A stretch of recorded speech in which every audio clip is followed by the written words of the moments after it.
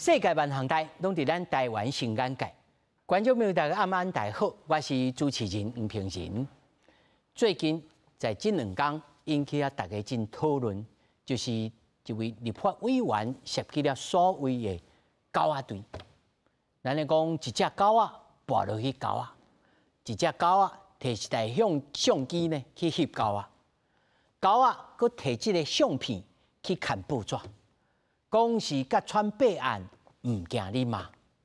恁做狗仔记者，才是真正垃圾的狗仔。到底台湾的新闻是安怎一回事？今仔日4位专家学者到底来讨论。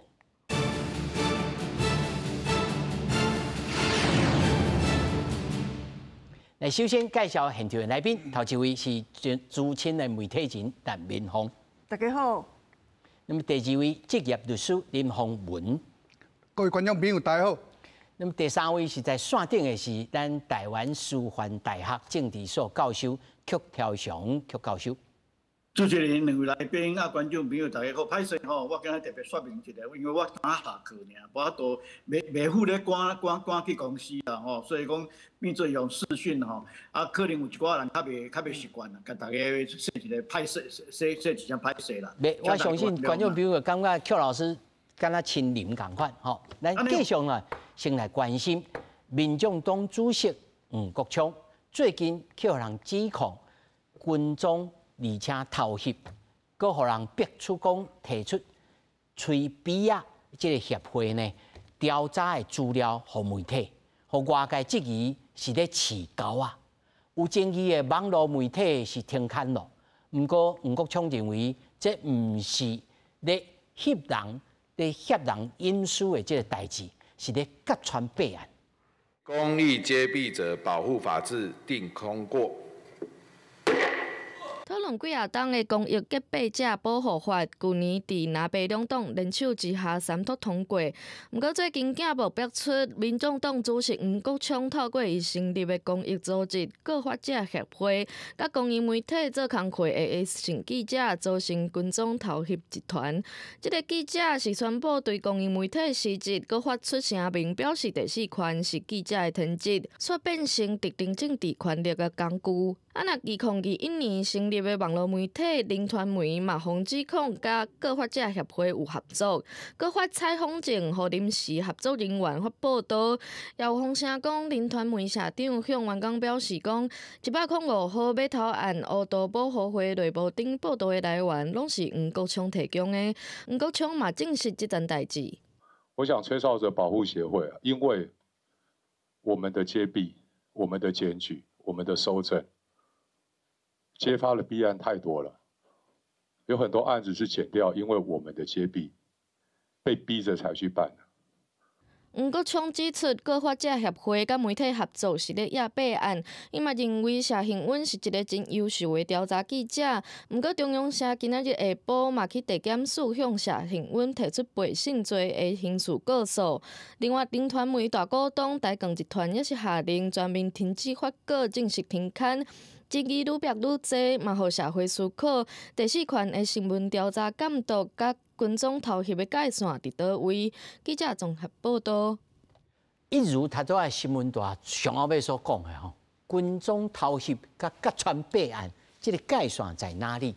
引用的资料，还是讲这个过程当中，如他在新闻大内面啊讲，黄主席讲真济这个检调是因为因的揭穿。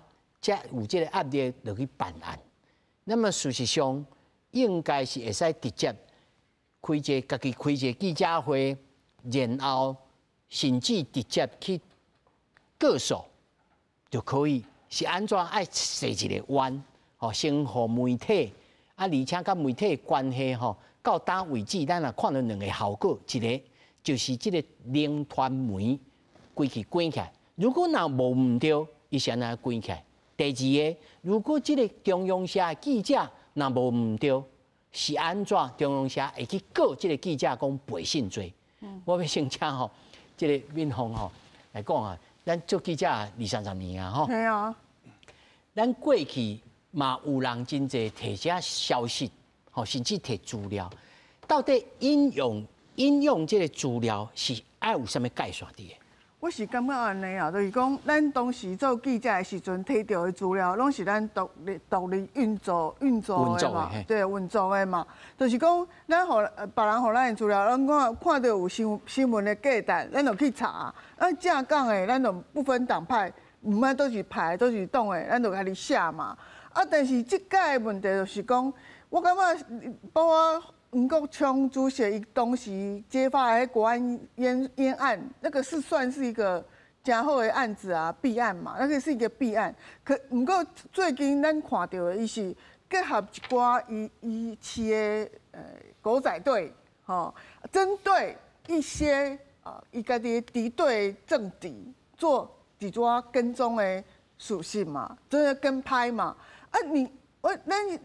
咱的前提就无共款啦。咱是因为以早咱是摕到资料，感觉这个代志有去查证，去查证哈。咱这感觉这代志有为公共利益，有值得报道的价值，所以咱就去做这个查证来确实了，咱才报嘛。唔是啊，伊是讲组织一个狗仔队团体，然后去对伊无介意的人嘛。咱这样看到的人什么？拢是民进党的人啊，什么王义川啊、潘孟安啊，行政院的秘书长，嘿，对啊，张景生啊，伫行政院埋伏安尼啊，就是这种东西，就是我是感觉吼，别人讲这不应该用那个水门案来形容，其实这是差不多的代志的。我是感觉讲吼，因为你如果我感觉这个概算就是讲，你正媒有结合无？咱若是媒体独立运作，像咱一周刊礼拜了，哇，让很多政敌人物是讲日子做歹过啊，因为以早拢去酒家啊、啥物啊，拢会使。即仔拢迄当阵一周刊差不多20米前、30米前礼拜的时阵，都会去跟踪拍那个政治人物的一寡行踪或怎样。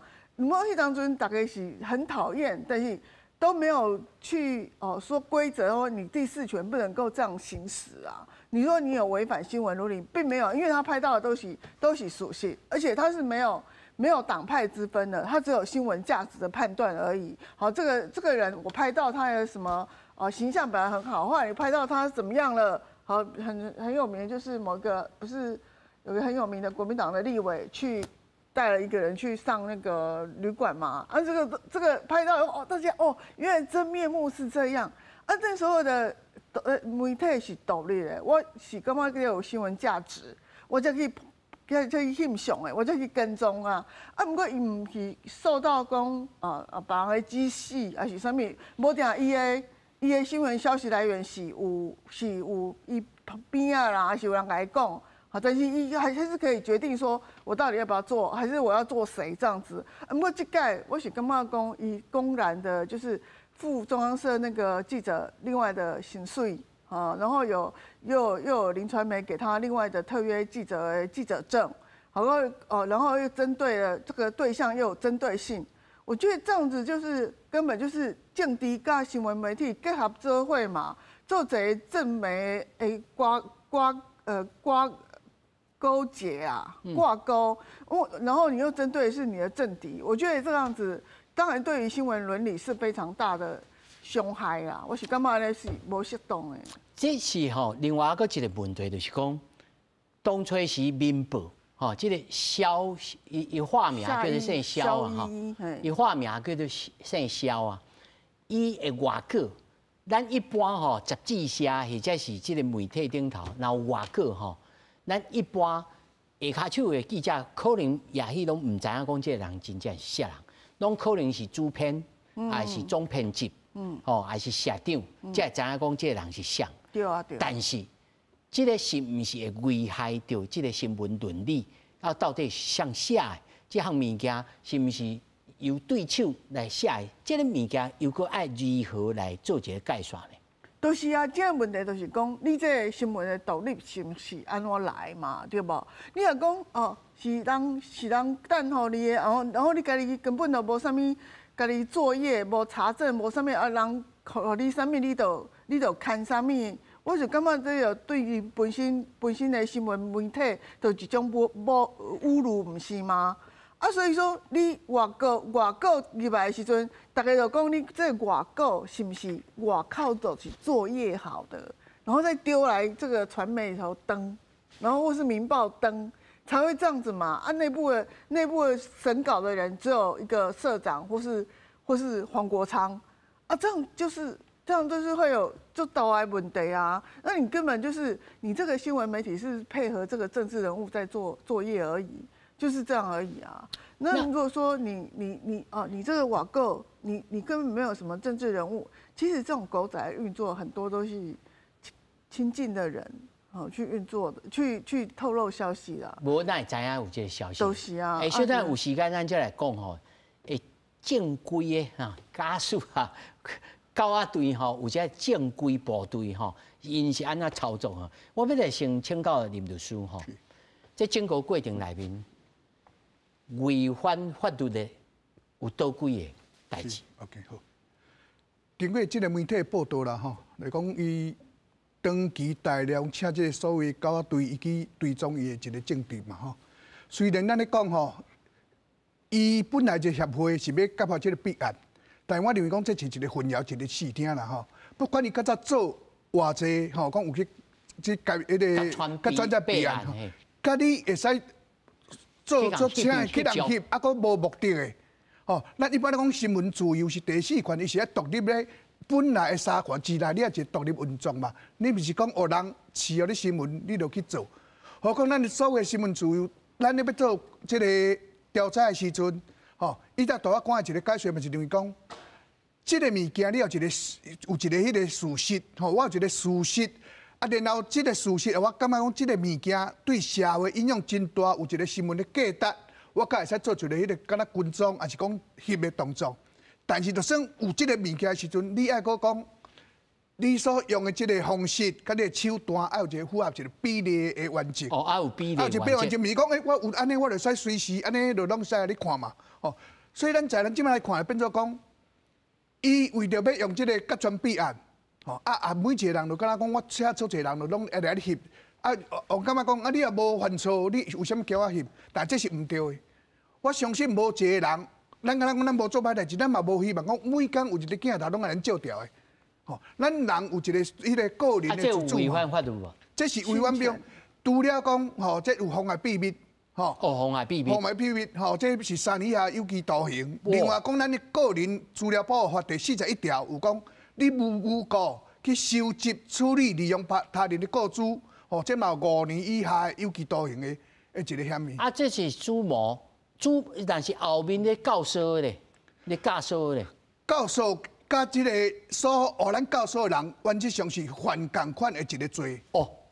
无主张之分。无，伊教唆就是教唆罪但是你要主张共谋，佮犯共谋，这是无共款。无共款。是无共款，就好像上一个无共款的分界。所以伊是告诉别人去做，也是伊甲这个人已经串通好要做这件代志。这当然这是无共。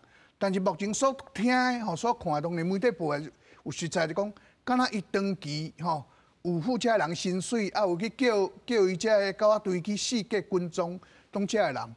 我令这个部分比较讲有可能如果犯罪有公谋。你安尼讲起来种有可能那么检调有通主动来介入调查无？目前来讲，检调如果伊有的确这个问题，当然，往翕的人伊使提出告诉的之外，这个检调单位伊嘛在主动分案来调查，讲这个物件违反告诉法第41条。免讲一定有人来告发，因为当初我知迄个王义川立委，伊是敢若伊用妨碍秘密，这个罪名当然是告诉那论，但是你也以告诉来讲，这部分。检调伊会使主动去做查。所以这其实代志还佫未煞而且来看咱的有关单位要安怎去做一个追溯，要做一个调查。那迄阵咱譬如讲，叫个蒋秘书长，还是讲中政务委员，其他的人有去用翕过，甚至这个监察委员，咱的监察院的这个李秘书长，伊跑不对。伊上班时阵抱狗去美容，无毋对但是伊也会使告嘛，嘛是会使告，嘛会使告，嘛是会使告。所以咱拄则讲是讲，咱一般要检察备案，包括新闻要做调查，是讲我已经敢若被动有了解有一个事实，敢若讲什么人有做啥歹代志，我有听一个风声，也有一个事证，咱甲派讲，咱是请记者来做一个跟踪，吼，也是来讲偷翕收集证据的一个手段，但是嘛要符合所有的我拄则讲的比例原则，毋是讲安尼规工安尼24小时啊，你对几个月，也是对讲，敢若媒体报讲吴宇轩入去这边，敢若对9工还是啥嘛？吼，表示讲你无啥物重大证据嘛，无你查久，当初是为着啥物原因去记录的？无查就出嘛。你当初你了解事实，你所查到的物件是啥物件？你这爱过查咯。并毋是讲我所有的拢安尼翕，都翕着只要一工，敢若你有掠着就有，掠着无掠着就无。你串马路嘛，甲你甲串。另外一点就是，咱走新闻得到的消息来源拢是门钱的，拢是咱。伊敢要付咱钱，唔免啊！这个是你买记者的，唔是吗？这是对新闻伦理上基本上的唔对啦。对啊，你着摕人的钱，做人的做人工课。对，做人工课，做人的走狗，去翕伤人嘛。不过咱也普通你走新闻，你互我一个消息来源，你敢有爱付我钱，还是我爱付你钱？无这个代志啊！咱拢有就是有消息、有新闻过单，咱才会写，才会录啊，免付钱啊。这钱项的代志哦，但是这政治效果是啥物？我要先请咱线顶的邱老师吼，邱老师，是我第一，他当然咱就知影讲在新闻伦理啦，吼，在法律面上啊、面上顶头吼，会牵涉到啥物代志？那政治咧，有人讲哦，这敢若台湾的这水门案咧。这敢有遐大，还是讲事实上有这个特质的，有可能演变做这政治风暴？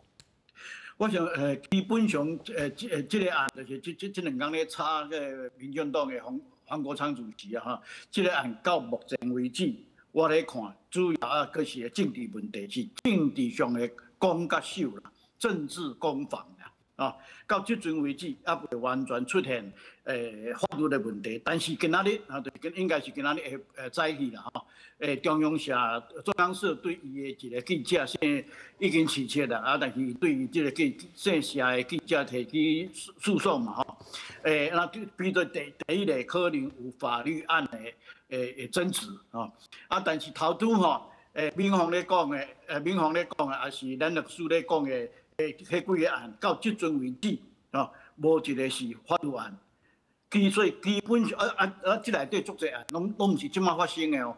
除了姓社即个记者，就是即马得各位看到，姓社即个女性的记者，伊的案以外，所有案拢是较早的案。就我所知，黄国昌主席伊可能对2018、2019年开始，伊就有一个协会，用这个协会，伊毋是媒体，伊是一个协会来做揭弊，叫成功揭弊出来，各栋拢有上早头拄咱节目一开始的迄新闻台内底讲，台中港105码头有无？迄个案主角就是严清标，甲台中的迄阵的体会议长张先生啦吼，所以这个案伊迄阵咧对付的对象是国民党的另外我搁顺续讲一个案，可能观众朋友也记记的，宜兰县有一个民进党的立委叫做陈欧珀伊设计一个案叫做 IMB 是甲事情案小可有关系啦OK， 迄个案就我所知应该是已经去互判刑啊，已经判刑啊。这两个案拢是以这个协会揭发出来，头拄咧讲揭弊嘛，就是这个案就是较早揭弊揭出来，就是讲以这个黄国昌黄主席以这个协会基本上毋是媒体，但是伊提供了真侪的证据，互咱的这个司法部门来进行办案到尾正式拢有这个案，所以讲应该是安尼讲，以黄国昌伊这个协会伊的真侪的手法本身可能有一寡咱伫法律上会使讨论的所在，但是伊即个做法比真侪媒体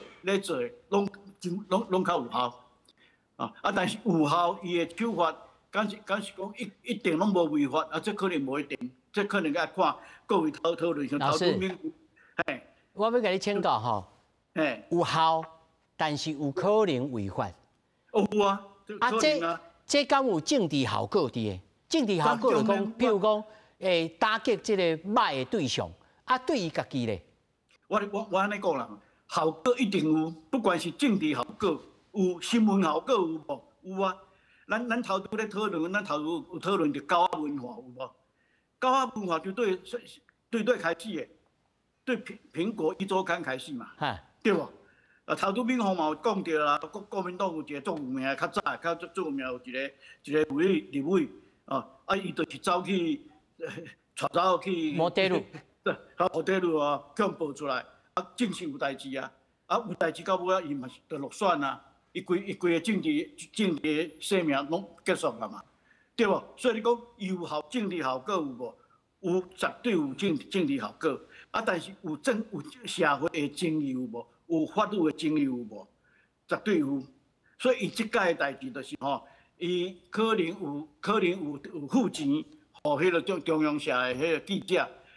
记者用化名去另外一个媒体写稿，这个做法有违法无？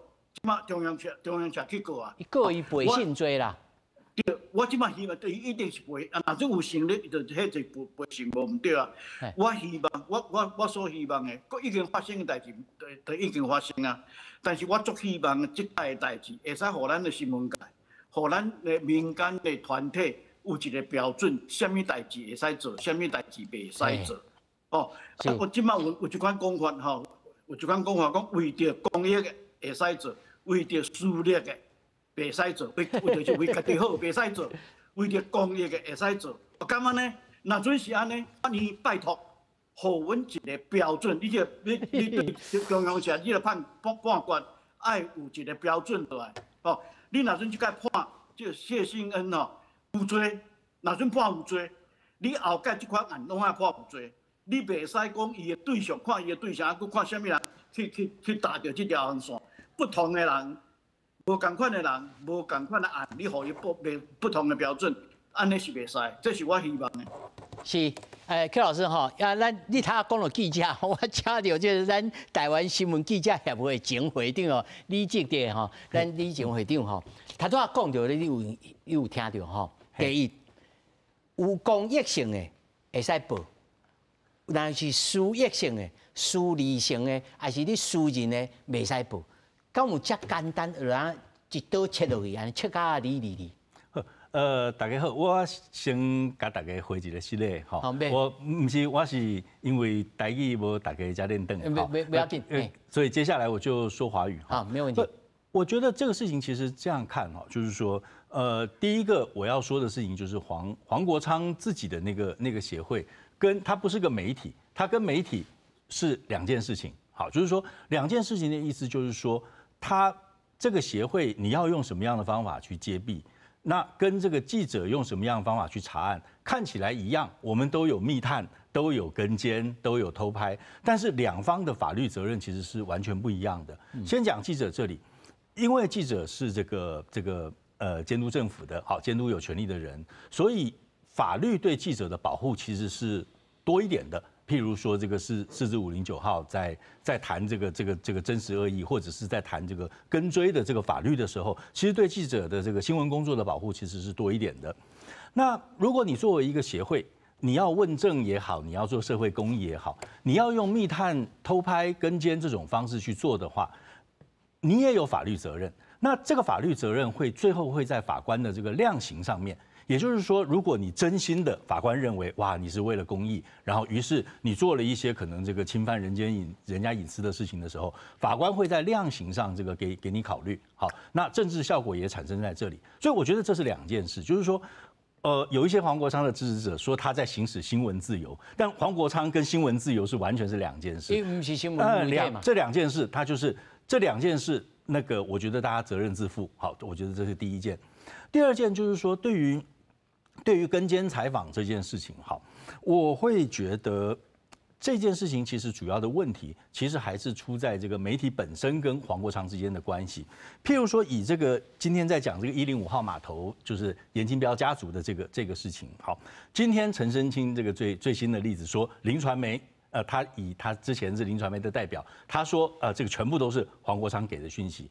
我感觉奇怪的就是说，在过去就是这个明凤姐资深的这个记者会揭弊的这个民代不是只有黄国昌一个人。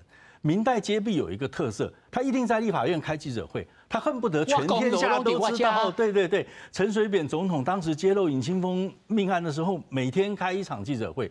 为什么你用密探去调查了，你却不自己出来开记者会，而要交给，或者是偷偷私下交给一个媒体来发布？因为媒体今天具名发布，表示我对我查到的内容负全部责任；政治人物开记者会发布，表示我对我自己查到的这些负全部的这个责任。那你自己查到了却不发布，我认为这中间他对于这个关系是不是有要闪避责任？是不是又不想得罪谁，然后转交由一个媒体来发布？我觉得这个协作结构是非常奇怪的。这头一个就是讲，但是我要给你对问就是讲，如果这林传媒迄当时摕到因翕的相片，但迄个相片在迄个刹那之间，我过去翕无啊，我会使用袂？我觉得在媒体来讲，以媒体。每天，尤其是以前走这个爆料路线的，像苹果日报、一周刊我觉得他们收到无数的爆料。那爆料的标准其实很简单，就是说今天我看了之后，我一定找这个当事人来询问。好，那你怎么样？你为什么跟我爆料？这是一种合作关系。我在问清楚之后，我会这个像我们这个物理化学做实验一样，你今天发表在这个期刊上的这个论文，我再做一次，是不是这个样子？好，我再去考虑一下，重新检查一下所有人的合法，所有人讲的事情是不是合法？你有一个小三，你提供了他的照片，我再去跟进一段时间，他们是不是又约会了？如果他又约会了，那我大概就相信你这个照片是真的。好，这是第一种形态。第二种形态就是说，媒体有这个政治人物合作。我用合作这个词这个其实也是很正常的。譬如说，今天我在拿政府资料的时候，我去要，政府不见得给，但立法委员要资料，立法委员就会给，对他就会给立法委员。但是这里面有一个非常大的关键，就是主导权在谁，选择题目的权利在谁？选择题目的权利应该在媒体，主导权应该在媒体。也就是说，所有人提供我的资料。当我觉得这个东西有问题，或者是没有公共性的时候，我可以不登的，对。但是在黄国昌跟林传媒这个结构关系里面，我们现在搞不清楚，或者是我们觉得这个主导权、这个选题的权利好像在黄国昌这边，也就是他拿来的东西，那林传媒究竟经过了什么样的查证？因为前总编辑歹势，因为前总编辑有讲啊，伊讲我知影，但是我无问头家，对，讲是啥人互我的。这个因为我做过报纸的编辑啊，副总编辑啊，啥，阮会有一个警觉，向互咱呢，是毋是这个互咱的人，甲这个爆料的对象是有冤仇？对，咱唔通做人的机子，上无爱问个清楚。对，我觉得这个就是在编辑部自主的这个查证的过程里面我们这么多年在推这个媒体。在推这个媒体自主自律其中有一个最重要的关键就是编辑部自主、编辑部自律。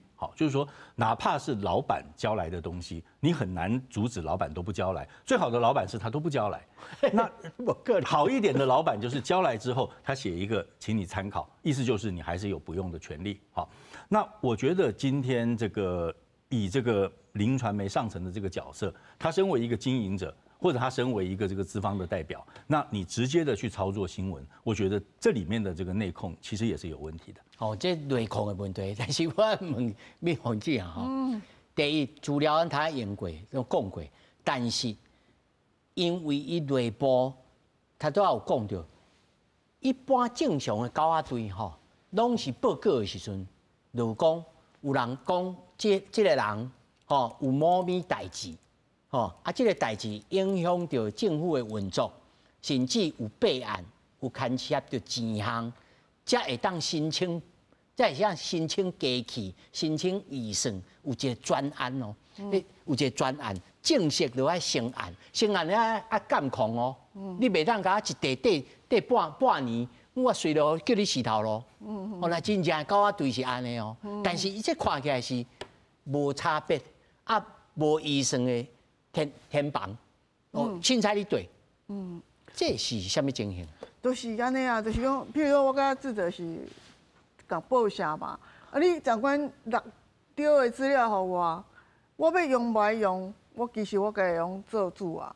啊，长官，你也无什么利益冲突的时阵，伊大部分拢会尊重你啊。你要用你就用，你也不爱用你就莫用安尼。但是有迄长官一直爱你用，会甚至像即个叫别人来写外稿这种，啊，这种就有问题嘛。啊，一般狗仔队，我昨拄好拄到一个狗仔队，伊讲伊。摕到一个资料，伊爱先看卖看内容是啥物。伊讲伊是不是24小时跟踪安尼？他说有重大的时候会24小时轮班这样子跟踪，但是如果是不是很重大，他是通常不会做到20小时。是成本太管了，去跟踪，对，那个成本太高啊。那这个案子里面，我觉得最大的问题是在政治跟媒体的分不清楚。你说你这个揭弊协会，你当然可以揭弊呀，你自己可以揭弊。你说你要养调查员，记者讲的啊，你开记者会就好啊。对啊，就像陈水扁这记者会开很多嘛，那就像我一开始就说，你当时接了那个国安烟案的那个弊案，我们当然也帮你拍手啊。可是那个你就揭弊协会，你就自己开记者会，那个案子他就自己开记者会讲了嘛。那你现在就是说，你出钱买了媒体，叫媒体去帮你追你不喜欢的人，我觉得这个事情的问题在于后半段，都是一出钱叫人去针对他的政敌去跟踪这件事情是有问题的。那他如果一个揭弊协会，一被揭谁的弊，我觉得一被揭弊的东西，我觉得他当时可能也没办法锁定是谁。比如说国安烟案的事情，一定是有人提供资料给他。他才知道嘛，他那时候应该还没有养狗仔队。如果一般记者，如果一般记者有这个线头的时候，我就他贵高囝饲甲变大只。也许啊 ，maybe， 就是说，但是至少是他自己讲出来的，应该供出来，一波叫林传媒还是叫什么啊《民报》下嘛啊，但是呢，一尾的行为就是讲2022几年之后的行为，就是有谢依这个记者之后。伊做的代志就变成是，我感觉就是有招奸啊，你就是叫人你跟踪你的政敌嘛。然后我觉得就是说，你中央社也很奇怪，就是说你这个记者是安尼，你化名萧依依，好去做伊的狗仔队，啊伊互你的钱啊，唔是你家己收，你叫你翁收，好啊转一手到你先生的户头。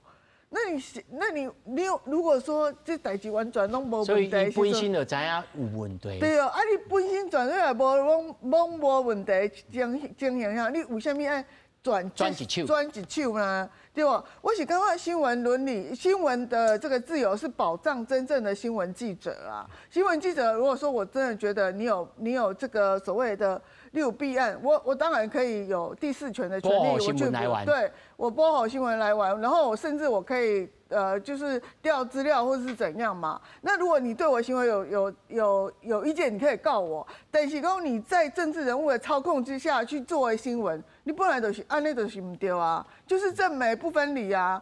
你根本就是在做一个跟监的行为，而且你现在跟监的行为后期通是你民进党你讨厌的民进党或是政务官的事情，2024年通是跟着这些人啊，这些人你并没有事先抓到。你有啥咪资料啊？他说哦，陈时中抓狗去睡辛苦了。对啊，你拍到都是一些花边，而且你还没有查证。你说啊，陈时中带着一群打扮的花枝招展的女人去吃饭，结果那些人都是音乐家，然后你把那些人都污蔑掉了。所以我觉得你也不查证，然后你就是这样爆出来，这样对吗？来，记点。我觉得有一点，我觉得补充一下，就是刚刚这个接着这个敏凤讲到的这个新闻自由哈，就是说我们为什么这么重视这个媒体的内控、自律跟查证的自主权这件事情，是因为今天这个是黄国昌，好，如果黄国昌对一个媒体，他可以直接控制，我给你什么东西你就登，我给你什么东西你就把它这个发布出来的话，今天如果某一个媒体的来源不是黄国昌，是中共国安部怎么办？是中国国安部怎么办？是中国情报单位怎么办？就是说这个事情其实非常严重。就是说，如果这样的行为可以被理解为新闻自由，可以被理解为这个新闻自由的这个实践的话，那我觉得今天其实是我们是替这个中国颠覆台湾内政开了一扇大门，而且以新闻自由的名义，我认为这件事情非常严重。哦，那个国安问题咧。是，但是我譬如说今天某某企业的这个老板。今天我的立场开始反中了，我开始批判中共政权了。我丢出一张或真或假的这个照片，或者是一批照片丢到媒体，媒体就发布了，但没有人去问你这个照片究竟怎么来的。那然后大家就开始炒作起这个情色陷阱。咱会当问伊呗？我觉得社会必须要追问，就是必须要有压力，必须要让他知道说，今天哪怕你是这个。你这个东西怎么来的？就算是个惊天弊案，我们都有义务去追问你这个东西是怎么来的，是不是合法来的？其中有没有造假？特别现在 AI 还这么发达。伊若譬如讲顶摆这做形象做老板，伊迄相片，伊是找一个这媒体人、资深媒体人，对，提出来。咱甲问，伊就讲有我这保护我消息来源，安尼会使吗？我觉得，你当然可以这样回答，但是我们还是必须要追问，然后让你知道说，有一个压迫的。对于你这个东西的来源不正，我们是可以有意见的。哦，那安尼法律上有问题无？是。哦，对啊，咱会长讲真好吼。当然我想讲要厘清几个观念来讲，第一点是讲这个分批合会，伊本身咪是媒体。所以咱袂使以媒体的一个标准来要求伊，这第一。第二是讲，咱用这个改传备案的名义，甲我所做的动作是毋是有正当的联合，嘛无一定。哦，再来第三种，就算讲咱是要这个改传这备案，咱咪是讲完全无限制。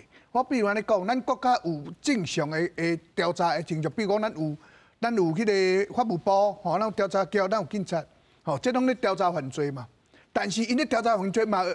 这个手法嘛有伊限制，包括要人监听，或者申请这个监票，吼，咱咪是讲，我只要检查这弊案是你侦查犯罪，我会使用所有的手段，并毋是安尼。这个手段拢要符合这个比例原则。何况你本身咪是一个执法者，你也使讲怎拢无迄个无一个限制，安尼讲大量安尼去检查所有人。你安尼讲，我想起我细汉时阵看的一部电影，叫做《虎爸小霸王》。迄内面就是一个私人侦探社，一直咧约这个火车大道。但迄阵是美国的公权力哦，其实是无管到遮。但是这已经是强要100年前的代志啊。这有通好来甲驱索。有通啊来立法来驱索这种民间家己自发的调查行为。即个咱讲但伫咱民间，咱有一个所谓的正义使者，我袂使讲我今仔做是正义，但是我的手段我就无正义。啊，你的手段无正义，你讲我是正义使者就毋对嘛。所以咱要人监听，咱要人推测，你嘛要符合一个该当的一个定数嘛。咱换一个角度来讲，本身你要检查人弊案时，你叫人你叫人去人对。咱有英文讲有一工人，例如讲我可能有弊案，所以我不管是24小时派人拢来对无。你本身做的代志，你会使应分别人用同款的手段对你无？如果你也无法度接受，你为什么去做这件代志？我突然间想到一项代志，如果那亲像他都在记者遐讲的，讲好，我摕到这资料，我家己翕到，我来一个按联申告，哦，检察官来调查，但是在审查的过程当中，在法律诉讼的过程当中，这个法官会讲，你这是独手独个理论，我无当来甲你采信，是安尼吗？所以咱所谓独个的理论，就是讲当初咱要求国家咧侦测犯罪的时阵，手段爱所谓有一个合法的一个手段嘛。所以你咪讲这个，你的手段无正当，你提出来的证据，咱就袂使用嘛。这就是讲咱拄的独树独孤的理论嘛。但是如果讲有一个人，就你讲，我提出证据，我去这检察官讲告发也好，告诉也好，当然检察官嘛去调查讲，咱这个物件是安那款来的，要使用无爱使用，有符合一个比例的原则无？哦，所以实际上你讲迄个独孤理论，毋是讲100%袂使用，嘛，所以有一个特别的讲，我嘛是依照比例原则，吼，如果一寡较特别的案例，我一定要用的时阵，迄是足少数，较会使摕来用。但是毋是讲啊，这当作正常话讲，我为着要侦查犯罪不择手段，吼，敢若讲咱这嘛无因为讲，比如讲国家去监听所有人，吼，啊国家敢会使讲，我着为着侦查犯罪，你若无做歹代志。我你翕，我你监听，你也要紧。因为咱每个人，因为咱主要是讲，咱有咱的人权，咱有咱的隐私权，咱本身咱咧社会活动的时阵，咱我的权利，我无要人知影我咧创。所以可能啊，本身啊犯妨害秘密罪哦。妨害秘密，妨害我个人资料保护嘛。个资法是伊你无特别的、无正当的目的，你收集我的行踪，吼，这在一般迄个法院判决嘛有真济，讲去人。啊，那迄个军事咧，高手法咧。高手法是一般是讲有的是甲性别有关系，所以较适用，比较适用。伊当初咧立法时阵是讲有甲即个性别有关系，但是目前你讲随便去人金创群在实务上嘛有真济会判例讲，你诬告去人收集人的行踪，这是犯法的。哦，黄国昌毋是讲伊知影法律上面有啥物爱做，有啥物袂用做啊？伊2019年揭发国安私案的时候，伊是摕到证据去法务部的调查局叫伊调查哦，伊先开完记者会了后，甲证据摕去互迄法务部的人去调查嘛，表示讲伊就讲伊知影。伊知影正常的方式是啥物？就是啊，伊就比如说伊无法律的调查权利嘛，所以伊就调互迄法律的调查权利去做。既然毋是，伊既然作为伊甲当初完全拢无共款哈，伊就叫一个记者去跟踪这样子啊，他就觉得说，好像进可以这样做，然后呢，他自己好像也可以这样做一样。其实他也可以，他就成立一个媒体，然后就可以了。公姐社会，他成立一个征信业了。做真心业者哈。征信业没办法发表啊。无，伊嘛是会当摕啊。对啊。像当年的西牛皮，伊嘛是摕一大堆资料摕来爆料嘛。成立一个媒体啊，我就是媒体，我受到那个第四权的保障啊，然后调查手法你可以这样做，可是你就是不应该政治人物去拿钱去控制媒体，这样子不行。但是我爱先说明哦，吼，咱无认定国昌主席是真正做了这项代志哦，吼，咱咧讨论拢是咧推演一种可能性。那么，伊可能会面对着什么法律上的攻防，政治上的这个效果。我要来请教吼，线顶的这个邱老师、邱教授吼，老师，我头仔吼，你有讲到讲，伊进前做的拢有政治效果，就对方甚至倒台啦，啊无就判刑啦。但是这后期，咱虽然唔知影，譬如讲伊的助理甲这个高压队的人共一台车。去翕相，这可能是有牵连嘛，无牵连。但是这种政治效果对黄国昌来讲是有冲击吗？我应该安尼讲，到即阵为止，对伊的政治的冲击应该是有啦，但是有偌大，我是小可怀疑。我小可怀疑，为什么呢？因为大家我头拄讲过嘛，因为咱基本上咱的消费读者啦，吼，咱的读者在意的是啥物？有这条代志有无？对，伊所讲出来媒体报道出来的代志，是有还是无？是去用栽赃，还是有影有这个代志？像头拄咱有讲过，像105台中港105码头的迄条代志，后来证实是事实是有嘛，对无？另外。我头拄有讲到宜兰县的陈欧珀陈委员的迄个 IMB 的迄条代志，证明有而且去判刑啊。另外，阁有一条案，吼，迄嘛是有争议性的。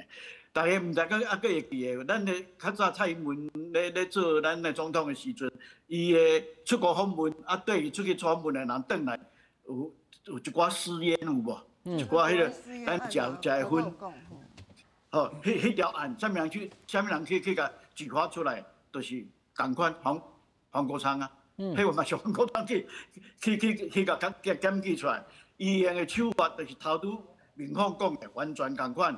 就是伊是先开记者会，来就甲伊的资料交互调查局。为什么要安尼做？你直接交互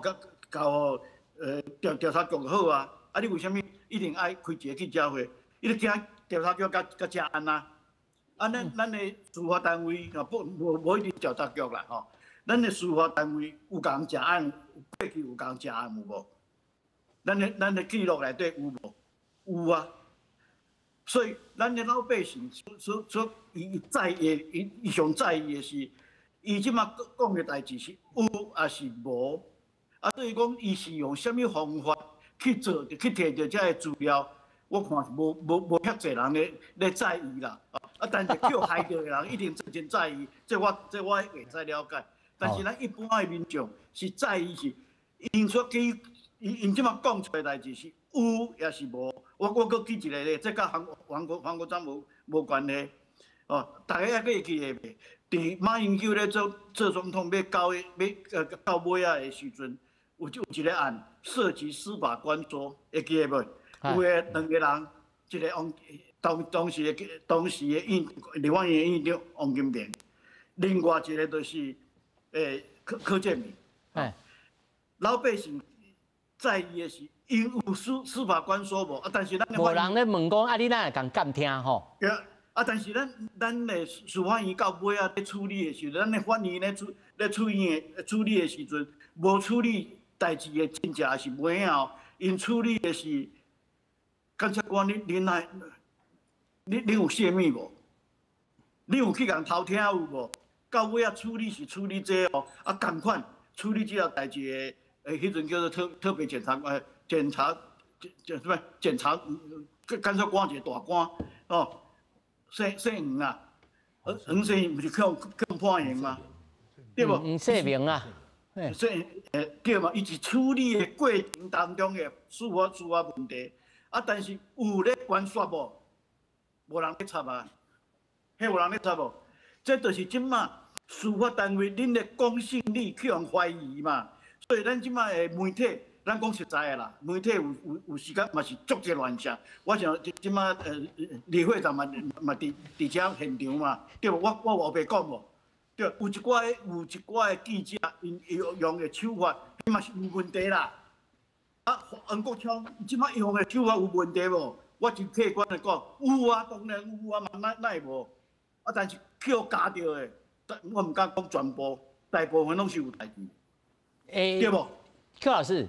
譬如讲，黄宜川立委骑马路串红灯，这是有问题，还是普通问题，还是多重要的问题？对，这是普通问题啊！这我头拄讲啊，这是一般的问题。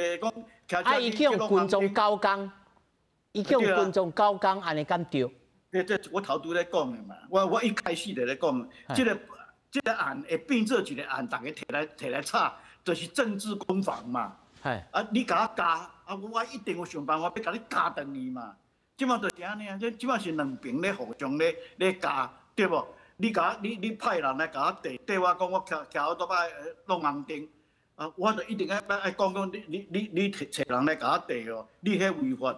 这若准是我找人，若准啦吼，黄国昌有影请人去缀伊，翕着相，这是违法。督一个记者去共偷，嘛是共款的手法去共偷翕，迄有违法无？这我第一届发言我就讲过，咱爱有一个共款的标准，不管伊是记者也是狗仔也好。来，邱老师，我先请这记者兄吼来讲一下，这个界线是要安怎来切开啊呢？是，这是我头拄我嘛是讲的，这界线真重要。来，请。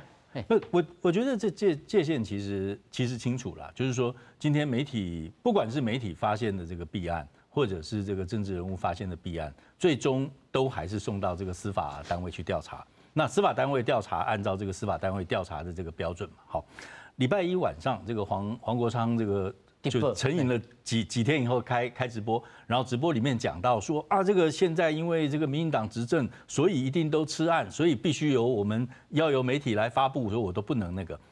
那今天如果是你这样讲的话，我觉得这是欺负只有我们老人经过陈水扁时代了。好，陈水扁总统时代跟陈水扁总统相关的弊案，那是在他自己执政的时候法务部办下来的。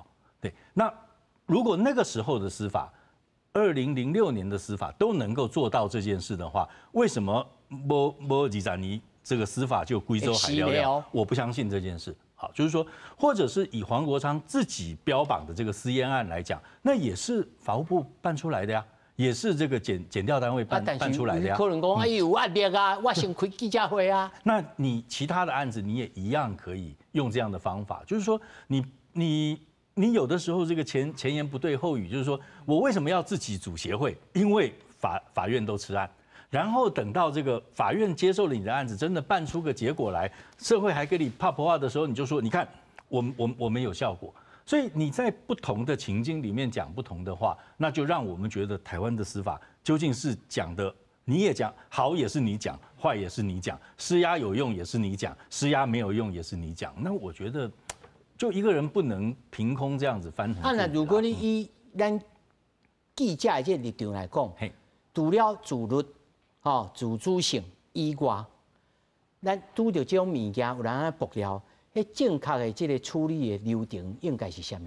我觉得正常的流程其实就是查证，就是反复的查证、仔细的查证，然后还有一点就是一定要分清楚爆料者的动机。好，我们刚刚举那个，譬如说曹信成先生的那个例子，有一些这个爆料的动机，譬如说某个老板太太。拿他跟先生跟这个小三的这个照片来，这个也许一般在媒体作业我会比较相信，因为你的动机很单纯，就是我的先生给人讲了，然后我很不甘心，对。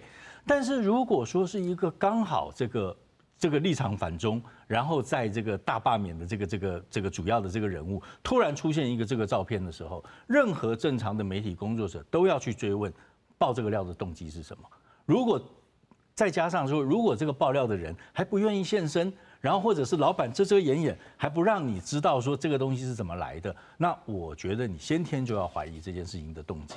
那如果这个动机有问题，再加上现在的 AI 这么发达，然后再加上这个里面可能会有这个效应的话，那我可能在报道的时候，我或者报道或者不报道。我如果要报道的话，我就必须要斟酌这个中间的这个尺度的这个拿捏了。好，那曲老师刚才说的就是说，的确媒体圈里面也有很多这种跟监爆料，甚至去报些很无聊的事情，明星的隐私啊什么的。那这个东西其实我们知道，它是为了媒体这个商业上的效果。你可以不喜欢，你也可以觉得说这个低三下四。好，各国都有这样的现象，但是我觉得它毕竟还是在媒体的这个商业运转里面的一个正常的环节。那你不喜欢就不要买，大家都不去买它，那它这个东西它就没有办法继续下去啊。